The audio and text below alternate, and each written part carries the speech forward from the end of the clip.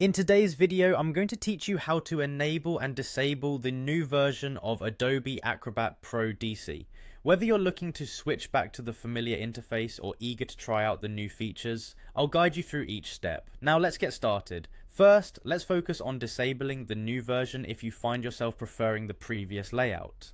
Begin by opening Adobe Acrobat Pro DC and directing your attention to the top left corner of your screen. Here you'll see a menu icon. Go ahead and click on it to reveal the drop-down options.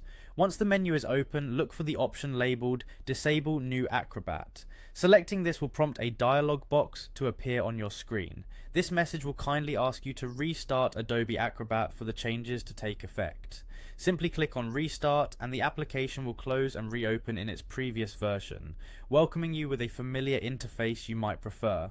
Switching gears, let's explore how you can re-enable the new version of Adobe Acrobat should you wish to enjoy the latest design and features once again.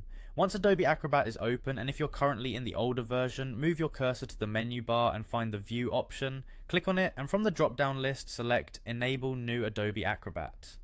Just as before, a helpful dialog box will pop up, prompting you to restart the application. Hit the restart button, and your Adobe Acrobat will close and relaunch with the new version activated, showcasing its updated interface and features. A few additional tips to ensure a smooth transition. If at any point during these processes Adobe Acrobat seems unresponsive or takes longer than expected to restart, be patient and allow the application a moment to adjust to the changes. Also, make sure your software is up to date, as having the latest version of Adobe Acrobat Pro DC guarantees that you have access to all available features and improvements. Changing between the new and old interface is pretty straightforward. It's literally just a few clicks and a restart.